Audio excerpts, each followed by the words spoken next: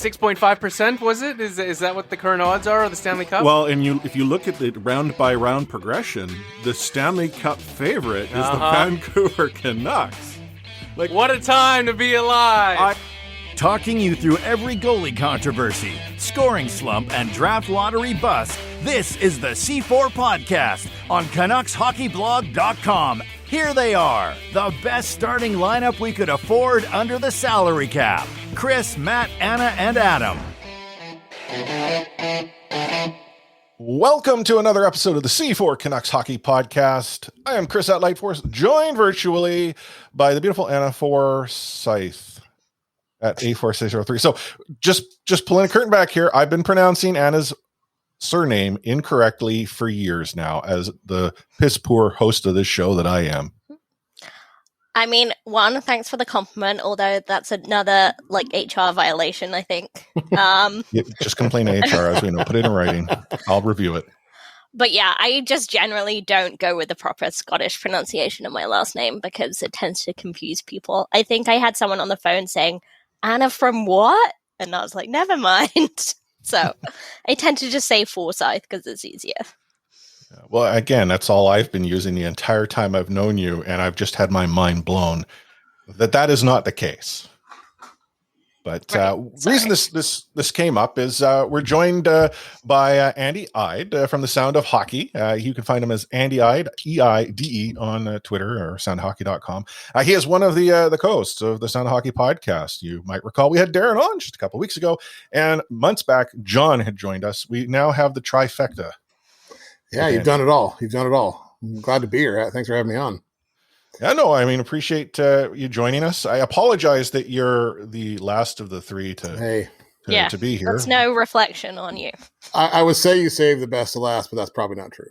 Oh, self-deprecating. Checking off the box. That's what you got. Yeah, you sure you're not Canadian? My grandmother was Canadian. That counts. There you go. That's probably where it comes from. She's from Saskatchewan. Ah, the prairies. Nice. The original plan, so Anna and I had actually talked about it. It's like, well, we should see if we can get the guys from Sound of Hockey on. But we use this platform called Squadcast, which I think some of our listeners have heard of. And we have a 4-person limit. So we didn't want to have the situation where we had the three of you draw straws and have one right not get included. This works. Give us out. This episode is going to be much like the one a couple weeks ago. We're going to know Andy a little bit, understand he has not always been a fan of the Kraken. Why? Because they're new. But a little birdie told me that he might be a fan of a team much closer to our own heart. We'll get his take on the hiring of a head coach down there in Seattle, a little bit about what's going on in the hockey world, and I don't know, all the bits and bobs that we can think of as we normally do on the C4 Canucks Hockey Podcast, brought to you by the Full Press Coverage Network and CanucksHockeyBlog.com. Well, Andy, and we've sort of, got a little bit of an idea. You have descendants from Saskatchewan. Yes. we know that, and we've got the pronunciation of the last name. But why don't you tell us a little bit about yourself? I understand, as I said, you might be a Canucks fan or had been at some point. Yeah, that was the Canucks were my first NHL team. I got into hockey by here in Seattle, watching the Thunderbirds. I went to a Thunderbird game. Kid showed up at my high school one day, and he was a stranger. He said he was from Lethbridge, which we didn't think was a real city, but he said he was here to play for the Seattle Thunderbirds, and that kind of blew my mind because I knew of the Thunderbirds. But I just assumed that I didn't really know hockey then. I thought they were probably like a minor league team, that they were men.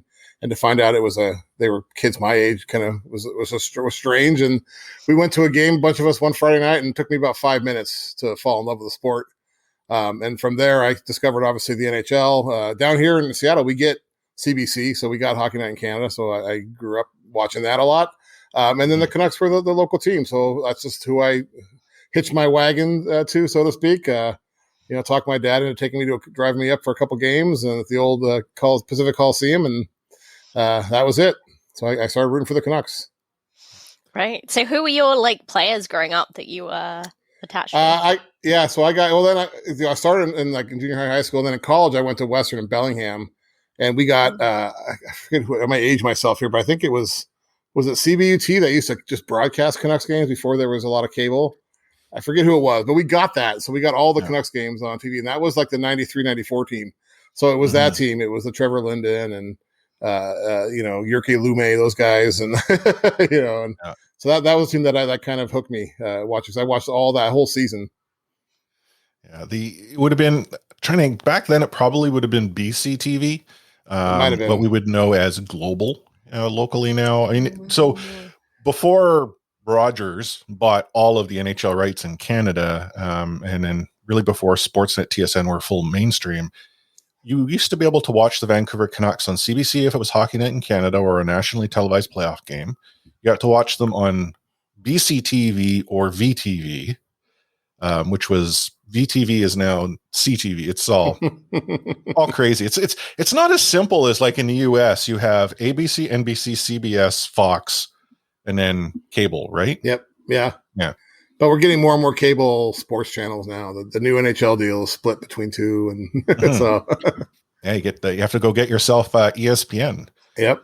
At least they don't have hockey on the Ocho. I mean, that'd be a whole different. Well, they might. We'll wait and see. They had when I was a kid. They had NHL. They did a pretty good job back then. Yeah. Yeah, it's a niche sport in the US now, pretty much. Yeah. But the era of hockey fan that you sort of became more engaged with would have been spaghetti skate time, right? Oh yeah. Best jersey ever, right? I think the first game I may have gone to was still the one before that, the V. I think I might have caught a V game, and then after that it was the spaghetti. My buddy and I snuck into a game at the Coliseum once, by the way, too. That was a spaghetti game. Wow. Against Montreal. We drove from Bellingham to Vancouver in a snowstorm. We left Vancouver when the game started. Got there at the start of the third period, and Usher just said, "Are you boys in or out?" And we looked at each other. We said, "We're in." We went and found an empty seat, watched the third period. It's actually not that surprising you could get in. I mean, so Anna, the era of the Pacific Coliseum was obviously a different era of hockey. The Vancouver Canucks didn't sell that barn out all too often, so there were always seats. But my dad was a bus driver, and he always did his best to sign the shuttle buses that went to the Pacific Coliseum from different destinations, because once his route was done and all the fans were there, he just walked right on in. They didn't question it. They didn't ask him for a ticket. They just saw him in his bus driver uniform and you got to watch games. I mean, I was still around in the Giants era of the Coliseum, so I saw quite a few games there. And I also saw a Cirque du Soleil show where someone in the audience snuck on stage. Oh, so awesome. I guess security is pretty lax around there. Yeah. I love that building that it was in a residential neighborhood. There was like a park across the street and houses. And my dad dropped me off and my brother once we went to a game. He said, "We'll meet you at this park." I just thought that was pretty cool. It was right across the street. Yeah. The for the days. Pacific Coliseum, I mean, even in modern day, it's a tough place to get to transit-wise if you're not driving, but it's a nice old barn. Like, I don't know if you ever went to a Canucks game and then tried to go downstairs to see the players, because it wasn't that hard. You just had to go down the stairs, and then there was the dressing room.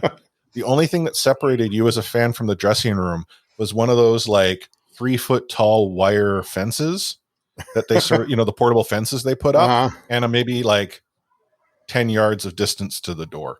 Right. It's a little different now in Rogers. Yeah. Good luck trying to get. I mean, you can get close to the players if you go down prior to the game to the first row, but but I once saw Sven Bacci stop by security, so I think it's pretty difficult to get near the players, even if you are a player. Oh, a funny story about Rogers. I was there. I was credentialed when the Islanders came back to play with Barzell's first time. And so I was down there really early before the game, and I was opening the door to go to the elevator, and I held the door open for the Sedins, which was kind of a cool thing. I look up, and there's the Sedins walking in. So I held the door open for them, and then they announced their retirement a week later. So I'm not sure if that's because they saw me there, if that somehow affected maybe it's time to hang them up if this guy's going to be around. I don't know. It felt kind of coincidental. Wow. I can't say I've held the door open for the Sedins. I did hold the door open for Roberto Luongo and Brendan Morrison. There was one night, and then one other night where Marcus Naslund got into the elevator sort of the same time I was in it, and he's like, "Oh, I'm so sorry. I don't mean to push in." And I'm like, "Dude, I should be getting off this elevator. I think. Like, I'm not sure what protocol is here." Good times. Yeah. But you would mention that you would sort of fall in love with hockey by watching the Thunderbirds, and yet, as I understand it, you kind of fell in love with the Thunderbirds, did you not? Oh, as a kid, yeah, that was like, I was obsessed. I became obsessed. That first game hooked me to where I went to as many games as I could all through high school. Followed them through college. I will say though, like there's a little time after college where I kind of got more into the NHL than the WHL, so I went away from it for a few years, but then came back as an adult and then got a gig covering the team, ironically. So. But the Thunderbirds will always hold a special place in my heart because they're the team that got me into watching hockey and then loving hockey. Yeah, the good old dub. I mean, I guess the connection there as well as Anna had mentioned, Vancouver Giants. Mm-hmm. We've got sort of the regional rivalry, which we'll talk more about as we get in with the show. But the gig you have with the Thunderbirds, is it a writing gig or what is it that you do? Yeah, so I've been for the last 8-9 years now. I've been covering them for ESPN Seattle's website. So it's been mostly writing.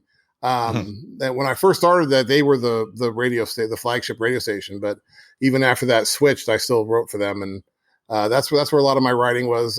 But I have done a lot of radio for them. Tom Boynton, their great play-by-play guys, asked me to hop on the broadcast from time to time. So I've done that. I've done some live TV, like a lot of this last year during the pandemic. I did 6 Thunderbirds games on television here locally as a color analyst. So that was a fun experience. I had to wear a tie, which I'm not a fan of, but that's what you do when you're on TV. But so it's been mostly writing, but I've gotten into other mediums about it as well, as much as I can. Cool. And how's that relationship been with the team over the years? Like, I guess it's kind of hard to jump between writer where there's a bit more critical distance and like color guy. Yeah. When you're working for the team's broadcast. Yeah. It's been fine. I think I've built up some trust with them. When I first started, like players, for example, would barely talk to me if it wasn't an official interview. And, now the players know who I am to where, you get the good stuff when it's off the record and they're just telling you stories. That's when you get the good stuff. But I think I've built up some trust with the organization. I do treat that a little differently than I would like when I write about the NHL because of the age of these kids. If a 17-year-old kid flubs a pass or something, I'm not going to rip him in my story because he's a 17-year-old kid and doesn't deserve that. So I have handled that a little bit differently than I do when I talk or write about NHL players who are. And I think the team recognized that and saw that I wasn't out to just take cheap shots when I could. I would be honest though, if the team struggled, they would struggle. My first year covering, they lost 15 games in a row, so you had to find new ways to say they lost again and think of ways to ask the coach, like, so you lost again? What's going on? And that was a pretty good experience because everybody was miserable. Everybody at the rink was miserable during that stretch. Yeah. I mean, it's interesting you mentioned that because I've been doing a lot of like draft reading recently, and it's interesting. Like, these kids are 18 and then you just get these adult men talking about their weight. Their deficiencies. And yeah, it's just, this guy can't skate. Strange. It's very strange. So, with all this going on, how did you get connected with John and Darren and, all tied into the Sound of Hockey? Well, as you probably know, John was kind of emerged as a figure in the hockey community here when he started his NHL to Seattle blog, which was, a grassroots blog to just bring attention to what was going on in Seattle and hopefully someday get a an NHL franchise. This was like 8-9 years ago, and we hadn't met, but we followed each other on Twitter, and I always read his stuff. And I think it was near the end of the year, like in December. One of those years, he put out a tweet like he had here's a checklist of things I want to accomplish the next season, and like number 5 or 6 on the list was have a beer with Andy Eide. So I responded to that, so that's easily done. We can check that off, pretty easily. So we got together, and we talk a lot about what the NHL coming here, and we had beer, we watched hockey games together, we went to various bars around town, and so it just grew from that. And then when it was getting a little bit closer, and it looked like the things were going to start happening, he approached me about changing the site or having more stories, actual written stories on the site. And I at the time had some time on my hands, and I said, yeah, I'd be happy to help, and started writing for the site. And then he met Darren and said, let's do a podcast. And the rest is history. And the site's grown now. We've changed it from NHL to Seattle to Sound of Hockey, and because of where he was in the community, the team came to him, before they even the OVG, the group that built the arena, came to him first. And so we have a lot of credibility with the Kraken, and so we get a lot of access. I've interviewed, you name the person in the organization, I've interviewed them and been able to have access, do stories. I get credentials for press conferences now and everything. So it's been a pretty amazing run that they see the value in us. Mm-hmm.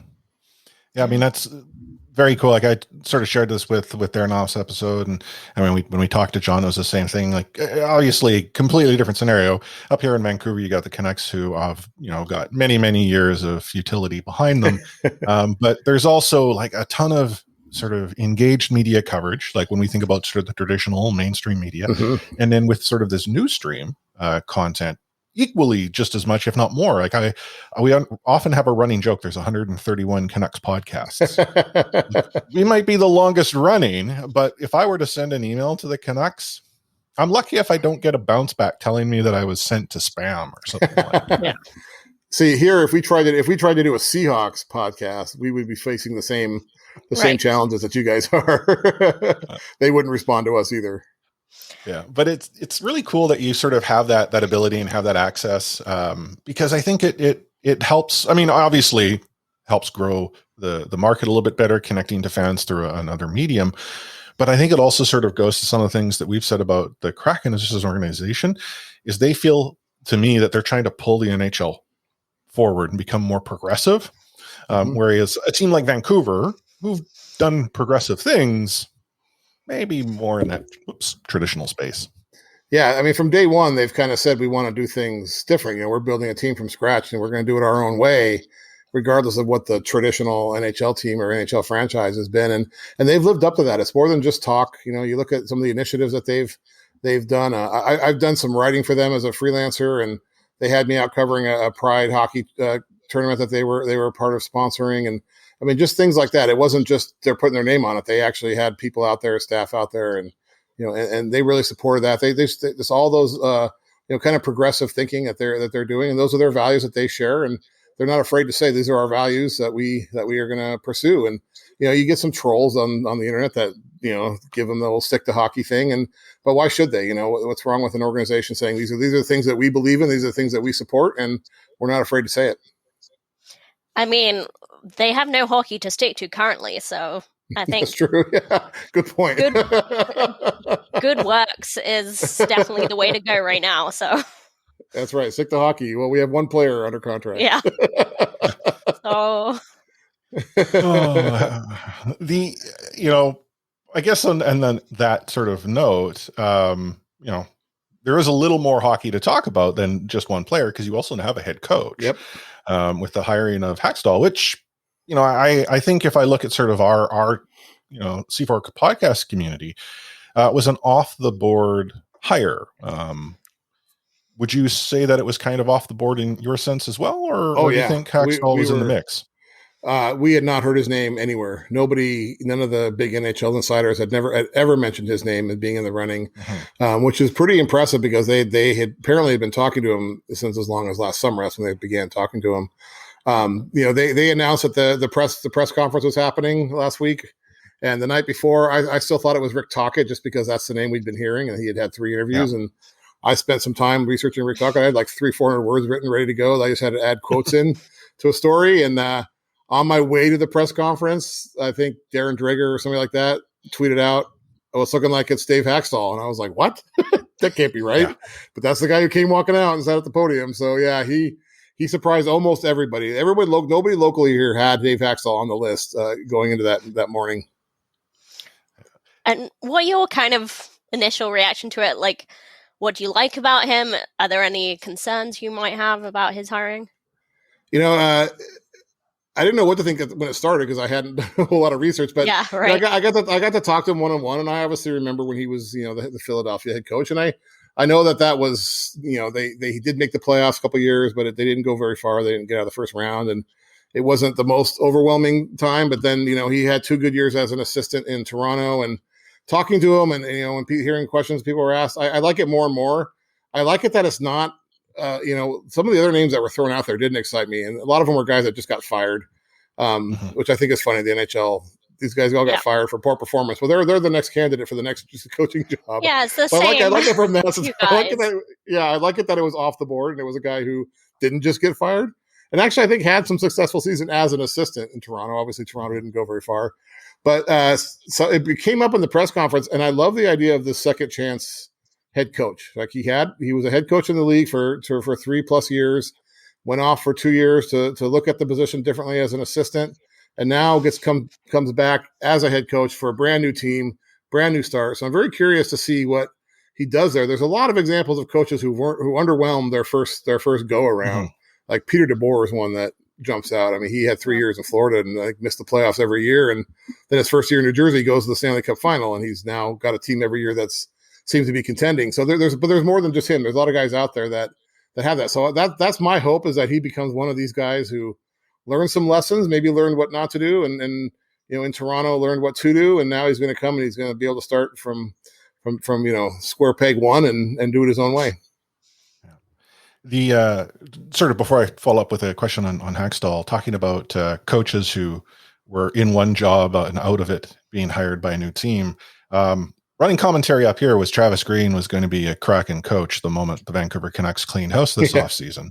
Right. I mean, I'm not going to suggest that's actually the case, but that's what people up here thought, simply to help build the rivalry. I mean, there's still fans waiting for them to go and offer sheet Pedersen just to get the rivalry going and generate the buzz. But on topic of Hackstall, though, like, is there any indication as to who he might be bringing in to help him on the bench?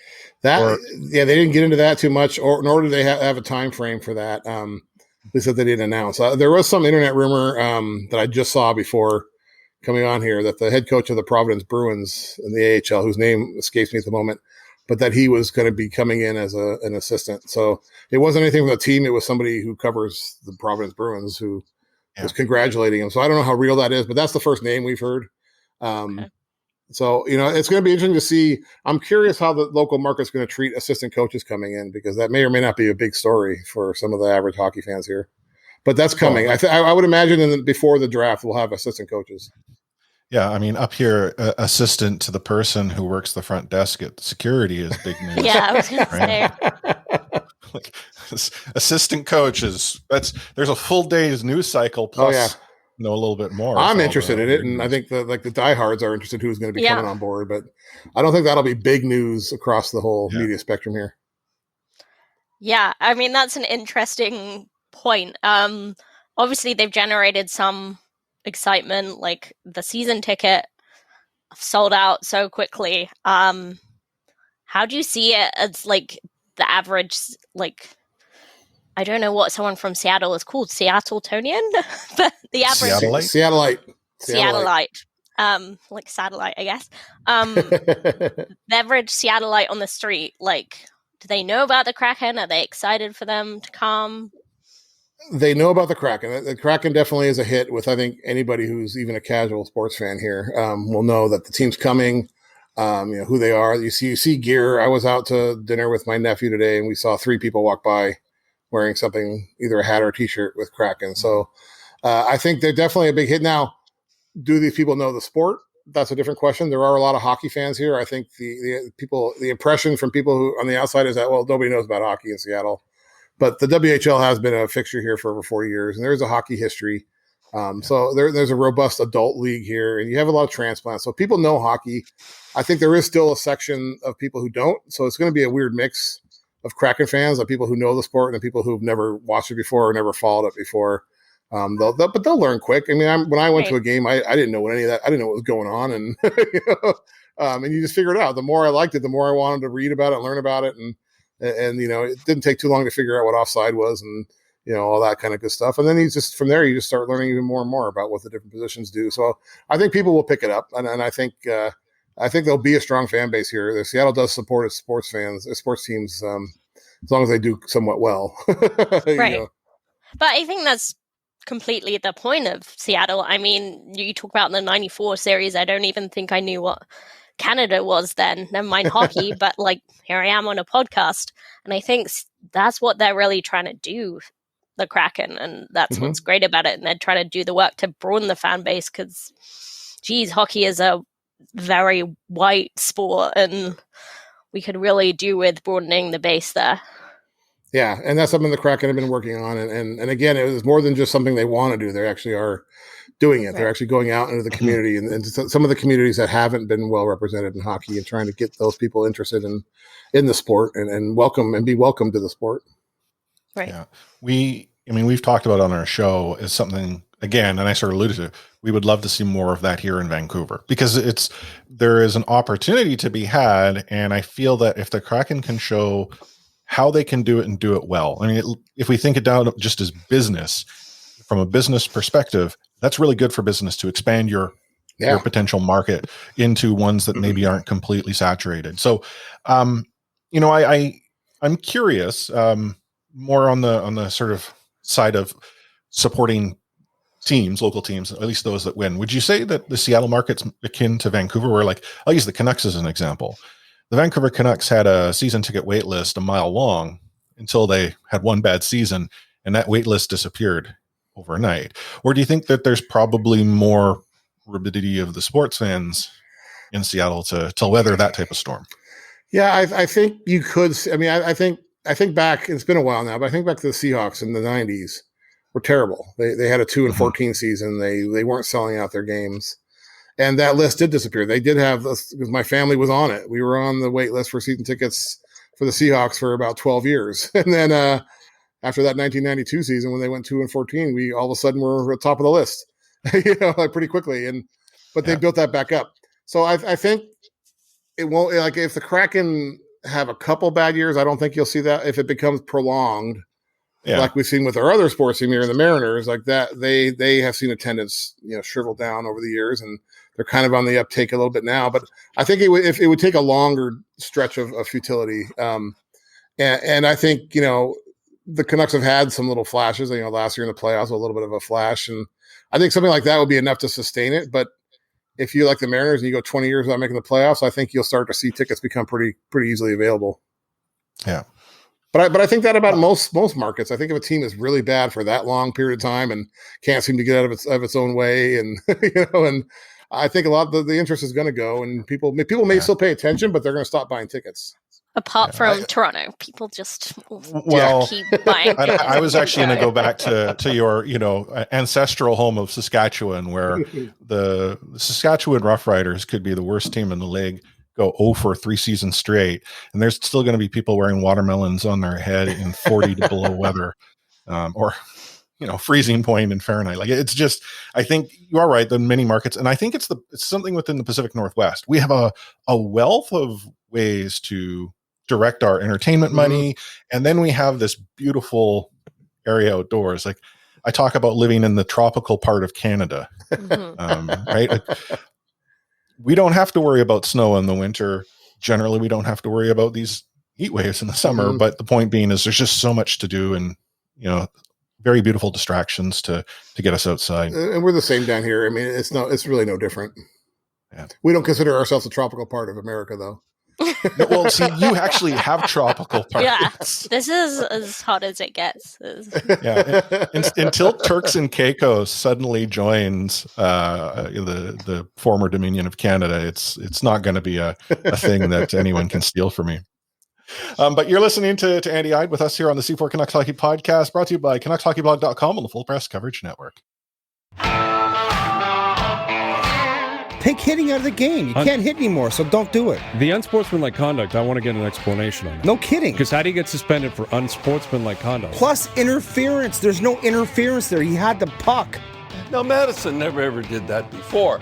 Now, why did he do it? Because he was mad. Well, your early favorite for the Calder Trophy, that's for sure. Elias Pettersson, you might even say your early favorite for the Hart Trophy. Just to get back to your question, Elias is going to play plenty. He's going to get a lot of power play time. And yeah, I'm concerned about our offense. We lost 200-point players, and we've got to find a way to score. So as a fan of the Vancouver Canucks, I have to ask a very serious question here. Now that you're becoming a fan of the Kraken, do the Canucks get tossed aside? Or is there going to be a mutual fanship that will then become problematic on game night? This is something I actually have thought about over the last couple of years. And even before that, when there were first rumblings of Seattle getting a team, and I thought, am I just going to toss the Canucks? I mean, I have hats and T-shirts, and am I just going to never wear those again? Am I just going to just give up on them and have no loyalty? And I honestly don't know the answer. I guess we'll have to wait and see what actually happens. But I do, over the last couple of years, have to admit, as the Kraken have become more and more a thing, and I've been involved in covering it and writing it, I feel like I have kind of naturally paid a little bit less attention to the Canucks, not totally ignoring them. I watched a lot of games last year until it seemed like it was going really south, and then I kind of watched other games. But playoffs last year, I was front and center every game, living on the edge of my seat. I think I'll always have a soft spot in my heart for them. It's kind of cool that I'll get to see them, obviously much more than I used to. They'll be playing here in my hometown, which is kind of cool. So I think I'll always kind of have a soft spot. Like if they're in the playoffs and maybe the Kraken aren't involved or out of it, then I'm definitely on board rooting for them. I'm not going to be one of these guys like, oh, well, they're our division rival. I'm not going to. I want bad things to happen to them. I asked this question because one, there's actually people within our community who've been listening to our show who are from the Seattle area. Sure. One of our actually mutual friends of our show, Lisa Martin, who I know listens to Sound of Hockey.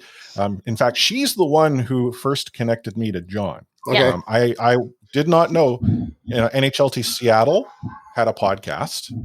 And I did not know that I was breaking your news by saying that you were Sound of Hockey before that was official. John just needs to learn not to tell me things that I might be eager to share.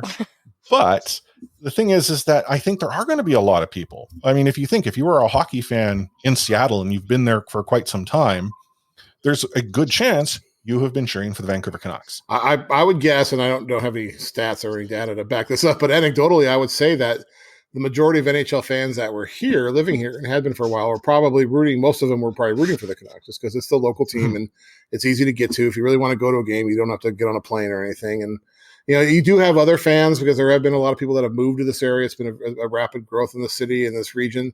So obviously, you have people who have come in from other markets and still hold on to their allegiances. But I would think that is the local sports station here. During the 2011 run would broadcast Canucks games on the radio at night, in the playoffs. And so, so you did have that kind of stuff going on here. I remember during that run, I had a Canucks. I was hiking one day and I had a Canucks t-shirt on, and a couple people walking the other way said "Go Canucks" and on a trail here in Washington. Yeah. So I thought, there are Canucks fans here. There was a guy at Whole Foods I saw who had a Canucks tattoo, working Whole Foods. He was stacking fruit with his Canucks tattoo. So I think you have people who are going to have to figure that out, how they're going to handle their allegiance, both with the Canucks and whatever team they cheer for. There's a hockey bar here. I always marveled at it when people asked me what kind of hockey fans there were, because you would go to that, and the playoffs were always fun at that bar because they had enough TVs where every game could be on, and so people would gather around those TVs depending on which team they're rooting for. So you have these little pockets throughout the bar that the game you're watching, nothing's happening. All of a sudden, you hear a roar going from the other one, but you would see 9 different jerseys in there, right? People rooting for whoever their team. So it was very fractured. So I'm curious to see how different things will be now that there's one team for the whole city to unite around. Yeah, I wonder if it'll be everyone gets a second team or something. I don't know. Like, I know Lisa is going to be Canucks till she dies, but she likes the Kraken. She is a fan of what they're doing. But yeah, I think it's quite hard to switch. It may depend on like how long you've been a fan of your previous team, how serious you were about it. Like, if you moved here from Philly and you bled, Flyers orange your whole life, and now you're in your 30s, that might be tough to just switch off. So it'll probably depend on the person. So I'm Vancouver, born and bred. I'm a Canucks fan through and through. The Canucks weren't in the playoffs, so as far as I know, they're still on. I say that because I kind of knew that it might not be, unless I don't actually know. I got the recording right now while the game is in progress.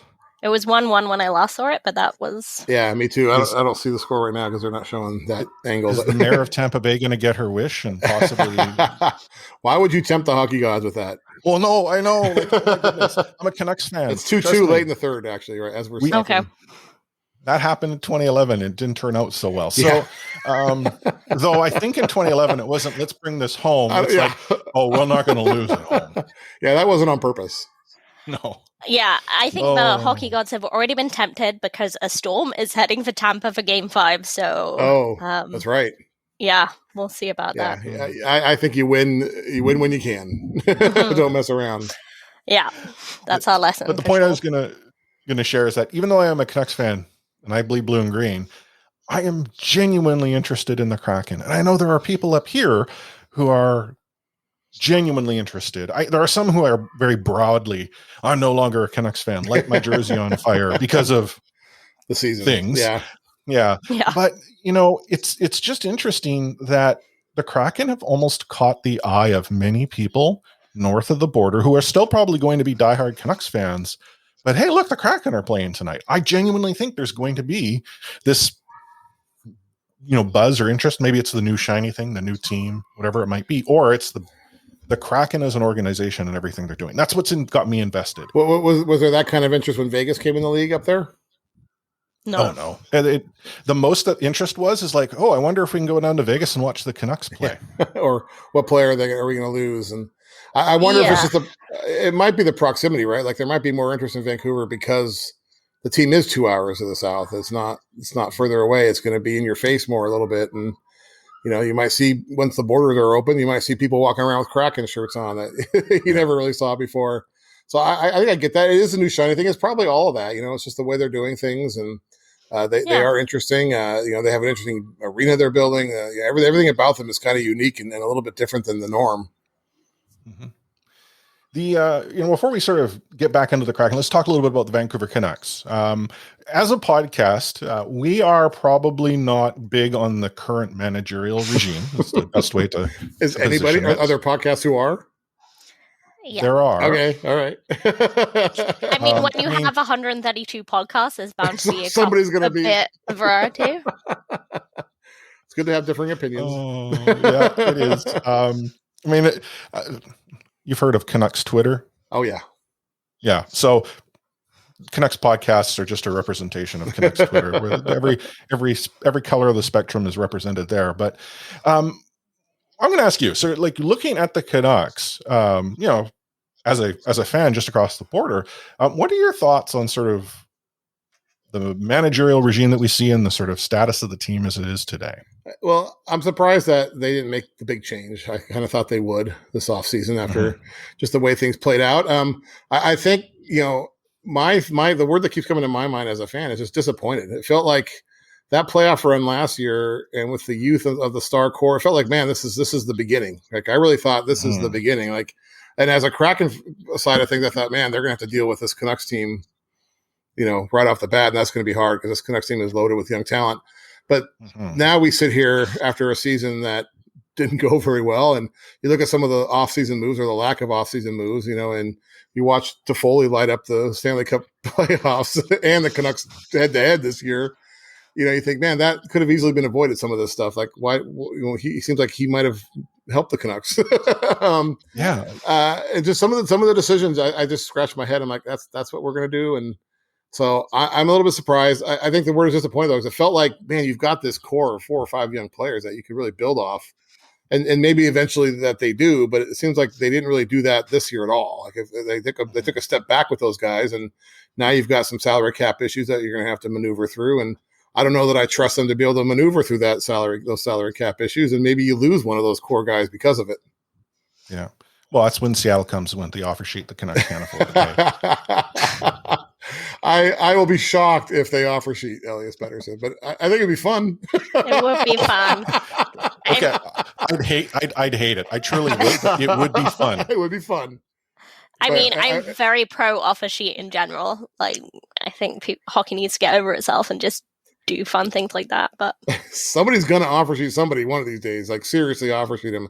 That Sebastian Aho offer sheet from Montreal wasn't really serious. I didn't feel like, but it's coming someday. Someone's going to make a legit swing at somebody, and it's going to be fun. Yeah, hope so.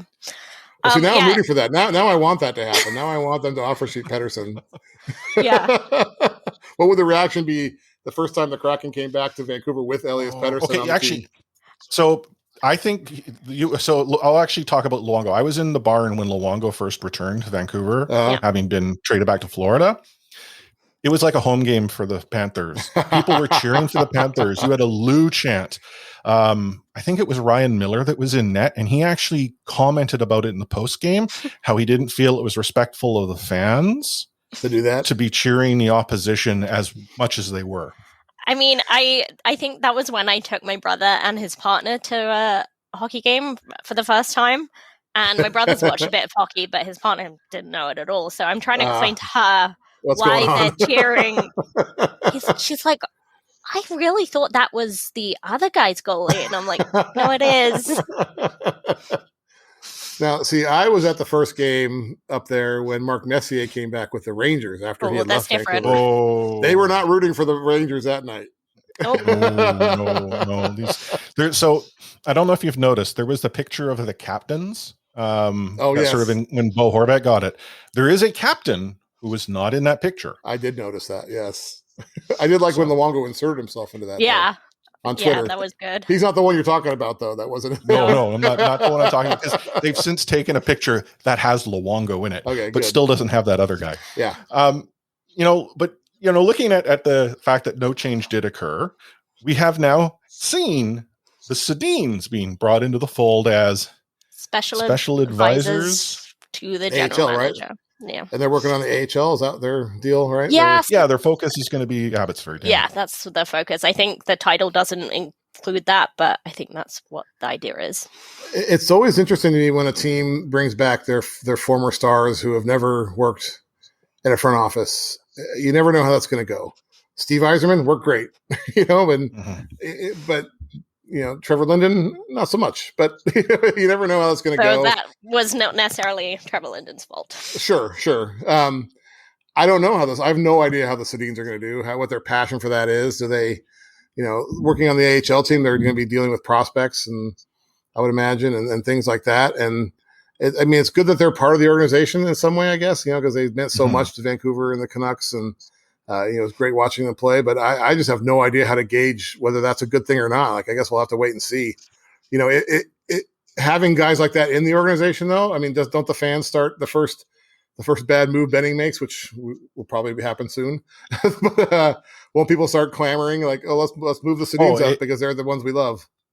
Yeah, it's already happening, and he hasn't actually done anything since the hiring. Yeah. Like, arguably, this has been a pretty good period of time for the Vancouver Canucks management group. But to look at Trevor Linden as an example, when the Vancouver Canucks, or at least ownership, brought Trevor in, I believe it was purely as a marketing move. Mm-hmm. They saw a team that had significant success stumble out of the gate, and out of concern or a desire we still need to win. Let's generate a whole lot of buzz, and that Trevor hiring did. In fact, one might argue when Trev left the team, he was still Teflon Trev. Like, he had such, respect within the fan base that he could have made some silly decisions. And people are like, he's learning. It's not ideal, but it's Trev. I kind of feel like Daniel and Henrik will have the same sort of response from the general fan base, where he's like, Jim's got fans. Yeah. And bless Jim. It's a tough job that he's got. But he's focused on the day-to-day. And sometimes you got to look week to week. Maybe even month to month sometimes. Hey, whoa. Let's just take it slow. One step at a time, one day at a time. Yeah. I mean, the off season is one day at a time, right?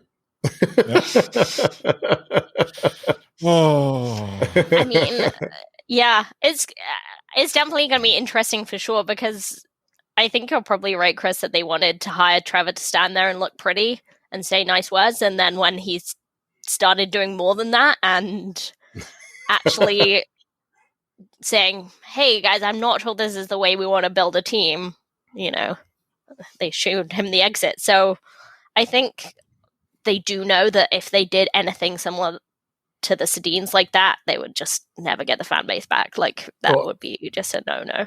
And that's kind of the danger when you hire of legends for the franchise, right? Like, if it doesn't work out, what's your exit strategy, and how do you make it not look like you're canning the fan favorites for years? Well, I mean, fans up here are already paying money to fly banners in the air that are asking ownership to sell the team, right? So, and I guess that's probably not going to happen. No, wow. Did you guys ever Who get? knows? Did you guys ever get Lyft or Uber? I know Aquilini was on that kick for a We long did. time. Yeah, All right, good. we have both Both of are those. in town now. But we I did remember that have happening. Lyft on the ice before we had Lyft Yes, available I in the remember city. that. Yes. That's why I'm asking. Yeah. So now, like, if Brian Burke was the GM, he won't go and make the phone call for the taxi. They'll just call a Lyft. Well, there you go. Yeah. The sort of, on the topic of the AHL, so it was announced about a month or so ago, the Vancouver Canucks had moved their minor league franchise from Utica to Abbotsford. And then news has come out this week or this weekend that the Vancouver Canucks are going to be sharing their branding announcement. The rumor is it's going to be the Abbotsford Canucks, which I'll be honest, I'm not a big fan of. Yeah. No, Bit that's lame. boring. Yeah. Like they could have done like aviators or Yeah. something to do with Abbotsford, or some form of differentiation. But if it's just a matter of like, well, it saves us money on letterhead. Yeah, that sounds almost lazy. Doesn't feel good. Yeah. And not many other AHL teams do that, right? I mean, you have the Penguins. There's a couple of them, the Yeah. Bruins, Well, Providence Bruins, right? Yeah. That might And be I was it. going to say, like, is it like the Stockton Heat? Yeah. But again, I mean, that's good. That's Flames. Like, that's no, play and on that's what I words, feel could yeah. be done. Yeah. Right. I like linking it to the Canucks, but not the Canucks. Yeah, I Especially Well, would it's not love just the Canucks. It's Abbotsford Ugh. Canucks. Yeah, but especially how It's close different. they are. They're like, what, an hour away? Like, come up with a different name. Well, Yeah. this is the thing, though, is like if you look at the Vancouver Canucks logo, in some cases there's a V with a C. Yeah. They're just going to invert the V to make it an A and have the C. So they're just flipping the. That would be lame.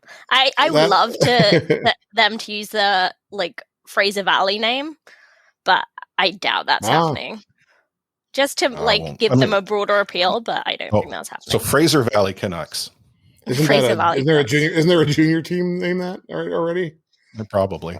But this ownership group, they take names like the esports team, the Vancouver Titans, essentially took that name from an actual semi-pro basketball franchise called the Vancouver Titans. Jeez. So Well, I tweeted out that I was in favor. Everyone loves the Johnny Canuck logo, right? And I know there's been some calls for that to be an alternative jersey for Vancouver.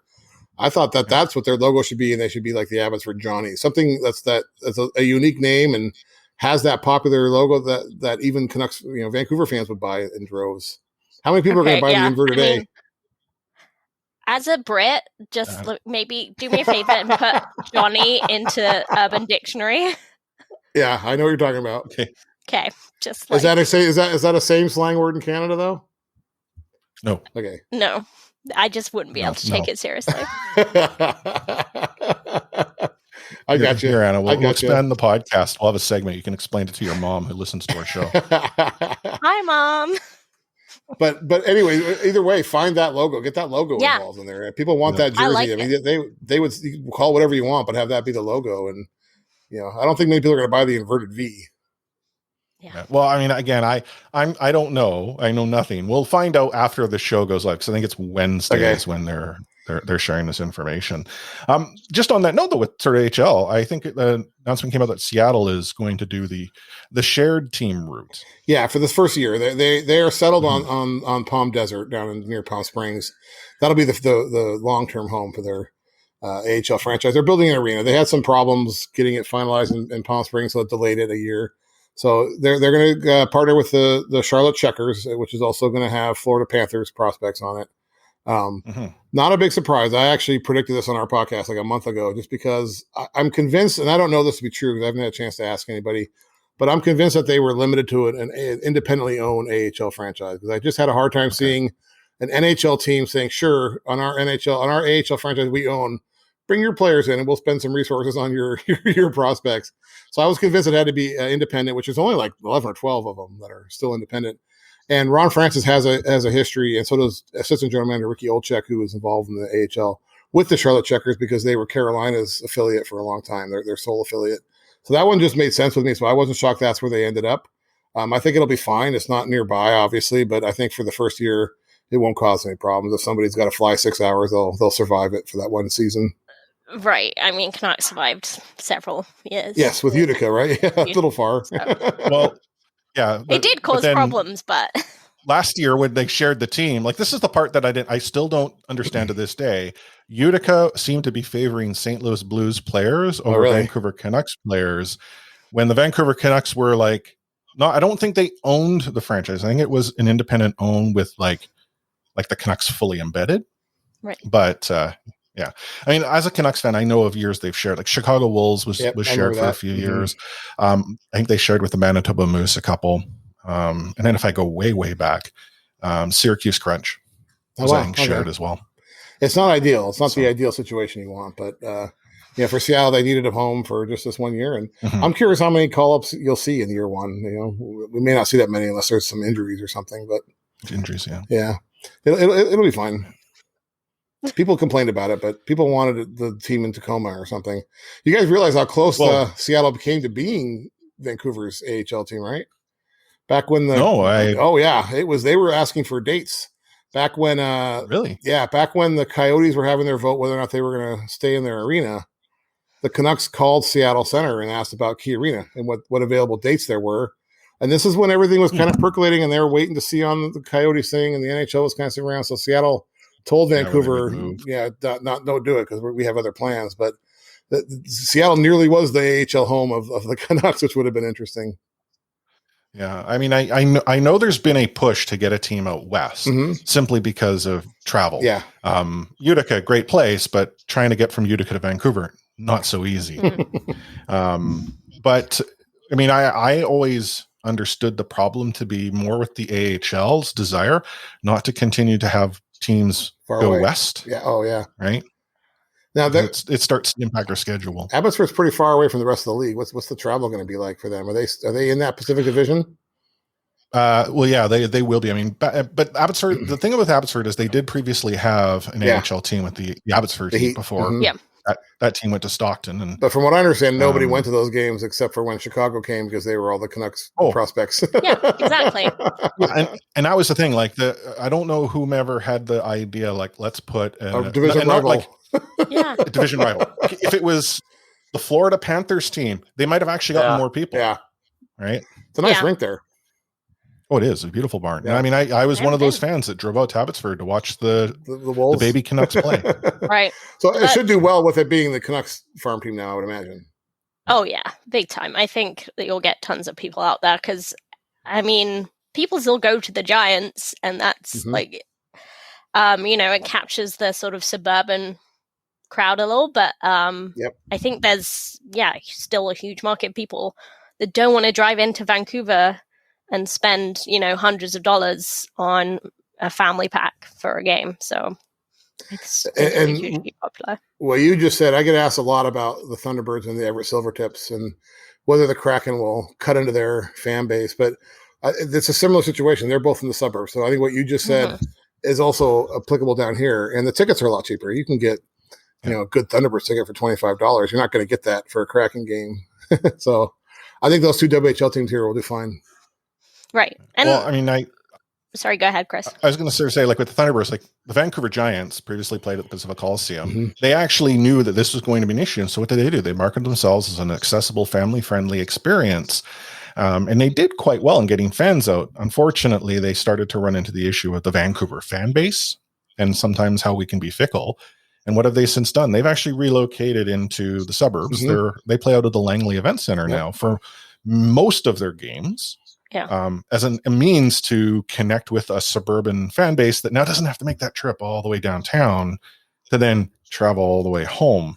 They do play big games at the Coliseum still, but it's those big games, the marquee teddy ones. bear toss games. Yeah, actually, at Rogers, they usually do their big games at Rogers as well. So that rink in Langley, I've been there. I've been to that rink in Langley a few times. It's a nice it's perfect for what they got going there, and it seats 4,000. It's great sight lines. It's a fun little rink. Oh man, it's been a solid show here, and I'm just looking at the clock. We've already, we haven't even hit on half the questions we wanted to touch on here. But when we can travel again, I mean, it might be easier for you south of the border than it is for us north of the border for a period of time. Our plan is to obviously come down to Seattle to take in a game. I don't imagine we'll be able to acquire a ticket without mortgaging our house based on the demand that I'm seeing. But there's probably a greater likelihood you and the crew can come up here and grab a ticket a whole lot easier and for a discount because of the exchange rate. Which is crazy to think. Good. Yeah, I mean, it'll be pretty cool to obviously to see you guys up here. But for us who are going to be making the trip down to Seattle, what should we check out? What bars should we hit?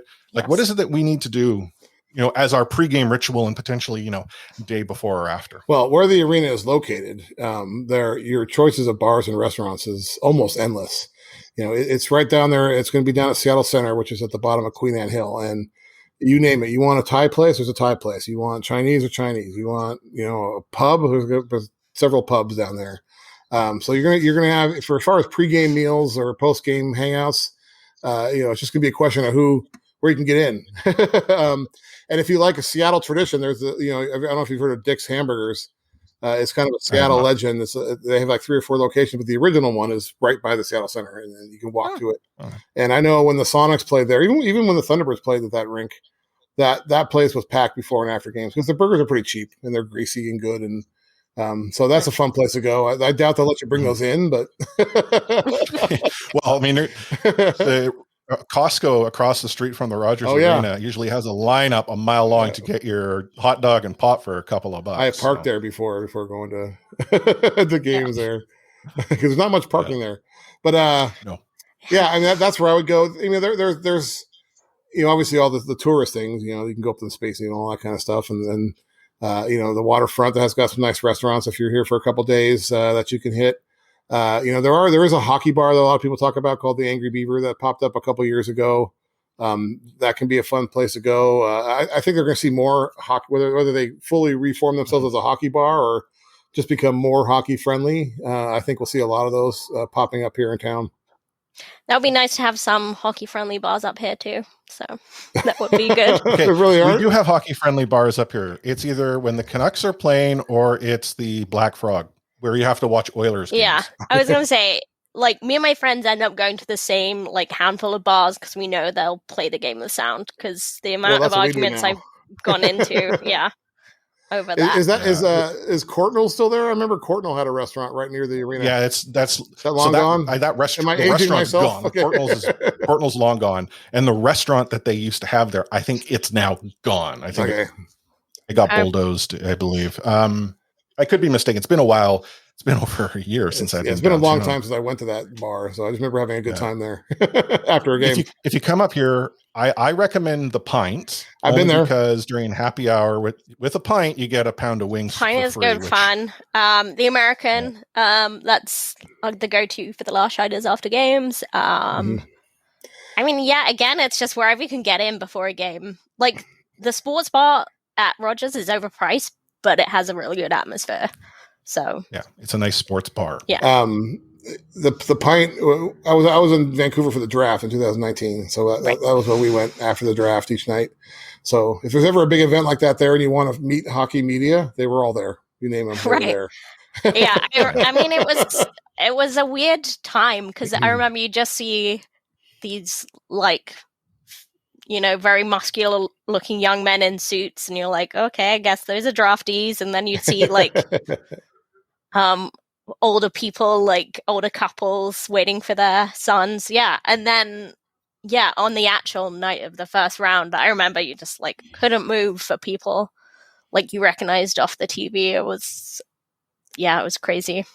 Yeah. Now there are going to be some bar type things in the new arena down here, which will probably also be overpriced. There, I haven't been to the sports bar in Rogers. I did have a really good hot dog there a couple of years ago. There's a gourmet hot dog place in the Upper Concourse. Oh yeah, Steamers. Yeah, love that place. Yeah, that place is really good. No, the sports bar, it is a phenomenal venue. You're paying it's stadium. The problem is it's stadium pricing, even though you're not technically right. Like that's for me, that's the struggle. Like if I'm going to watch a Canucks game, once I walk through those doors, I'm paying stadium pricing. I completely get it. It's why I get myself nice and happy before I go to the game. Right. But when you go to the sports bar, where I have actually gone there without anything going on in the rink, you're still paying stadium pricing. And it's just a struggle. Yeah. Because I can just cross the street and get something for 3/4 of the price and free wings. Yeah, that's true. I think it's more a thing of like, I would go there after games. Like my friend worked in Rogers and we'd like wait for her. That's how I met Eric Branson, was just like being there on a weekday night when no one else was in the bar. Interesting. So that's news to me. Yeah. Anna stocks the bar for Eric Branson. Yeah, I still wait there just in case he comes back. He's there. Yeah, he might still be there. God, I hope We are going to have a bar. The Kraken are building their practice facility here, and they are going to have a bar in there. So right, this is the lawsuit. They had to change the name or something. They did change the name. It's now the 32 Bar and Grill instead of the Kraken Bar and Lounge. So I quite like that. It's all right. I was rooting for the Tentacle Tavern, but they didn't listen to me. Yeah, I feel like they should have. I like that. There's some weird connotations in there, I think. that's not a Brit thing either, is it? That's not a bad. No. Okay. It could be. Everything weird is. corners of the seems like it internet. is. I think I know what you're talking about. Oh man! So I mean, this has been a blast. We'll have to get you back on again over the course of the season. Love to. I mean, we've said the same thing there, and we've said to John. John's actually going to be rejoining us next month. We've got him lined up to join us for a show. Is there anything that we should ask him, because he's coming back for the second time, and so we feel that now it's fair to put him on the hot seat. When are you having him on? It's in August. So after the expansion draft and all that stuff. Yeah. Oh yeah. A couple things come to mind. So he has immersed himself in the expansion draft more than anybody I know.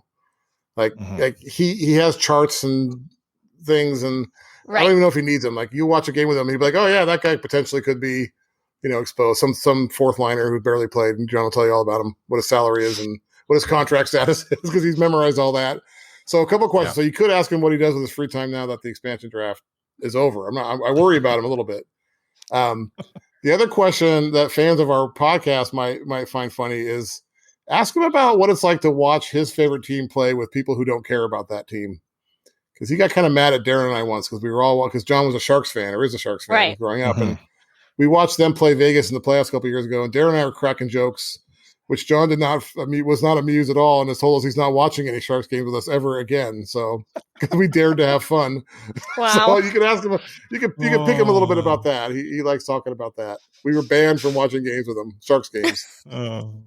I mean, I think, I'm trying to think if that were to happen to Anna and I, we'd probably enjoy it. Like we had Brock McGillis join us on a show about a month and a half ago, and he's just taking shots like he can at the Canucks and Canucks fans. That's like his biggest Anna hobby, and I are like, is just taking down we're Canucks like, fans. This is great. This is awesome. Which kind of threw him off, because I think he expected that he'd get a reaction that wasn't like, oh my God, that's so funny. And because we genuinely thought it was. Well, probably because the Canucks have been, struggled. We'll say struggled for a long time. You have to laugh about it. Yeah. It hurts so much that I stopped crying. I just laugh now. Yeah. But John's saying the Sharks were in the playoffs. They were, it was the series they came back against Vegas a couple of years ago, and he was not amused that we were enjoying ourselves. It would be unfair for me not to ask this question, because the expansion draft is coming up. Who do you think the Kraken are going to take from the Vancouver Canucks? And I'll give you some background. John had originally suggested Cole Lind was probably the target, but this was December of last year. Right. Yeah. The Vancouver Canucks, I don't know for certain, but I feel that they'll now protect Cole Lind over a player like Jake Virtanen for reasons. We're not going to want Jake Virtanen. No. Although before that happened, I thought he could be somebody that the Canucks, before he got into legal trouble, I thought, he's a guy who's a first round pick, and I know it never worked out there. But maybe he's one of those guys that, a new place, a new situation, no bad history could turn out pretty good. So he's a guy that I thought might come. Now, I did see the Athletic had Cole and still had him exposed. So he would be really, my pick. Other than that, man, it gets a little tough to see who the right guy is. I almost wonder if they end up picking someone that they don't actually take to the team. They could just take an RFA and let him go, let him walk. So, Braden Holtby last summer when he was first signed, everybody's like, "Oh, Braden Holtby's going to be the goalie the Kraken take," and they didn't play very well. So now I think there's better options. Yeah, and there's a lot of real money left on that deal. So. Yeah. Can we introduce you into Louis Eriksson? Yeah, sure. You can introduce me to him. What are you gonna give us to take him? I know. I think that's the only way that happens is if like a first round draft pick comes with him. Well, actually, see, this is the thing. I potentially could see Vancouver doing something as stupid as that. Yeah, and we've talked a lot because we kind of have a just like black hole on the blue line, and we need to expose someone. And we've just talked about why not Tyler Myers, because Seattle are never going to take him. And if you do, thank you. Yeah, exactly. Again, another guy that's going to have to come with something. Yeah, exactly. No, but I know, like, but you may as well expose him, from Tyler Myers' definitely. side, you say, "Don't worry, Tyler, you're coming back," and he will. I say, if you're Vancouver, expose all those guys. Like, just dare them to take one. Yeah, exactly. I mean, in fairness, if the Canucks lost Myers, it does hurt. Like, they functionally have an even bigger hole than they already have on the blue line, right? But that contract would actually do a lot of good not to be on the cap. So I mean, it's one way or the other. I'm curious who the Athletic would have protected over the Cole Lind. That's actually got me pondering, because the Cole Lind being left unprotected, I honestly felt was the choice of Jake or him, and we're going to protect Jake. And I just don't see the Canucks protecting Jake. I was surprised to see it. It was Thomas Drance. And I trust Drance. I like him too. And I forget who he had protect him over him on the top of my head. But if you go back and find that, when I read it, I was like, well, that's who Seattle should take. Cole Lind, boom, done.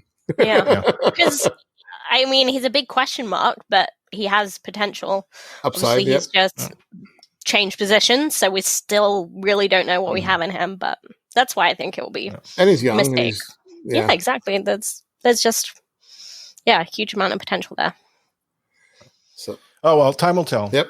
And if I can confess to you, like the expansion talk has been fun. Like over the last 6 months, we've done a lot of it on Sound of Hockey, and there's a million mock drafts out there. But I'm ready for it to happen. I'm kind of burned out on reading mock drafts. I don't want to read any more mock drafts because nobody knows what's going to happen, and nobody knows what kind of trades are going to happen or anything of these other side deals are going to happen. We don't know. So I'm just ready for it. We're only a couple weeks away, so let's just have it happen now. Yeah. I mean, I think we're with you because we just don't want to see Canucks do something stupid. Which we know they're going to do. Yeah, because this should be... that's what's worst about it. This should be a no-lose situation. Like, it really... Canucks have garbage. Like, please take one piece of our garbage. But yeah, Canucks will find a way. Yeah, I really think though if Cole Lind isn't exposed, that they may take a guy who never plays for the Kraken. Yeah. Well, I think when we were actually talking with Darren, he had sort of kicked around the idea that Seattle goes and takes someone that someone else might want, and simply goes and gets a pick out of it. Which is, again, that is sort of big brain theory that Canucks management group right now I don't feel has the same capacity to execute on. So they could watch Seattle get something for a guy they lost for nothing. Oh, I in fact, I could see Seattle take Louis Eriksson, trade him back to like Boston for something. Like I could see that happen. So Canucks fans will be like, "Oh my God, Seattle took Louis Eriksson. This is awesome." Then they see the deal. Why did we do that? Yeah, this reminds me a lot of when I play chess. So I've just started playing chess again after like 10 years. And this is me every time. I think I'm so smart because I've like moved one piece and nothing can be gone. And then 2 moves later, I'm completely you're in a out of position. Yeah. Yeah. It's going to be fun. The expansion draft is going to be a blast. I'm joking about, I don't need to read about it anymore, but because there's no new news, but we're looking forward to that. That's going to be a fun week. Just of events and names. And then the NHL draft comes right after it, which is fun too. So, and Seattle's picking second. So that's exciting. Power week. It's a whole lot of hockey happening and on a timeline that we're not accustomed to. Like I didn't realize it was July because there wasn't a free agent frenzy last year. Or people are really stingy this year. Nobody's signing anybody. Yeah. That could be it too. Yeah, exactly. But as we look to wrap up the show here, Andy, again, thank you for joining us. Thanks for sticking around as you have. What do our listeners need to know if they're looking to find you or anything you want to share with them? Sure. So you mentioned my Twitter account. That's where you'll find me tweeting random boring things. But I write a lot of stuff for Sound of Hockey. So soundofhockey.com, you'll find a lot of my content. I've been doing stuff for NHL.com and as well as the Kraken website as well. You can hear me on Sound of Hockey, the podcast. That's pretty much it. I still am writing a few, some Thunderbirds and WHL stuff here and there too. We'll see how much of that I do in the next upcoming season. That may wane a little bit, but maybe a little busy. I'm always gonna support the WHL because I love that league, and I'm always gonna go to games. I'll always still be connected, but maybe just not day to day, as I have been. Even I spent 2 years covering it for Sportsnet too. I was surprised when they asked me. I almost wanted to say, "Do you know that I'm not Canadian?" But they did. They edited my copy into Canadian, by the way, too. Like if I wrote the word wrote the word center, their editor had to catch all that. So props to them. I'll still always love the WHL. So I'm going to go to games, but hopefully I'm too busy to write about the Thunderbirds every day. And as Andy mentioned, said at the top of the show, you can find him Andy Eide on Twitter, and that's EIDE. And soundofhockey.com, obviously. Anna, what final words of wisdom do you want to share with all the listeners tonight? Well, or today, depending on when they're listening. I won't embarrass Andy like I did Darren by gushing about Sound of Hockey, but it truly is a great podcast. If you don't listen, do. The last episode, they had JT Brown on, newly hired. Which... I'm gonna share a secret. I've tried to see if JT would join us. So no go or no response. But again, like I don't think he's as concerned. We're one of 131 Canucks podcasts. Like, why would you join a Canucks podcast, let alone 131st on the list? Well, you guys are one of the oldest, right? You got to pump that when you ask them. Like, hey, we're the oldest one. Yeah, it's true. Oh, trust me, I do. Tell them it'll help build the rivalry. So help build the rivalry if JT Brown comes on your podcast. Exactly. Oh, totally. And honestly, I think we're going to have a Seattle Kraken segment. Oh, cool. It might be like 2 minutes. Yeah. What's cracking with the Kraken? Yeah. But that's not bad. Yeah. Anyway, I think you could workshop that better, but for now, what's cracking with the Kraken will do. Yeah. Beta. That's the beta name. The final words of wisdom for me, everyone, is obviously stay safe for those of you who are dealing with heat. I know some of our listeners are in the interior where wildfire season is in full swing. So please stay safe. Obviously, we do understand that there's some tough times ahead. And if there's anything that we at the podcast can do to help, I don't know what that would be, but we'd be happy to see what we can do. You can obviously find the podcast online, c4podcast.com, which is our new website, which doesn't look that good because I have no web design, but it's there. It's a lot easier to find. You can also go to canuckshockeyblog.com. And as I already mentioned, we're on the Full Press Coverage Network. If you want to drop a text message, it's been a while since we've gotten one. We have that phone number, 604-200-6201. That's 604-200-6201. You can also leave a voicemail if you are so inspired. Leaving a voicemail means you get to hear yourself on the podcast, and we get so few, I'll probably play it. So like Andy, if he wanted to go and put an ad segment into our show, could leave a voicemail, and I'd probably just put it in. Good idea. That's actually Galaxy Brain right there. But on behalf of myself, Chris at Lightforce, Anna Forsyth 84603, and Andy Eide from the Sound of Hockey podcast, Andy Eide on Twitter, we are signing off this show with We Out.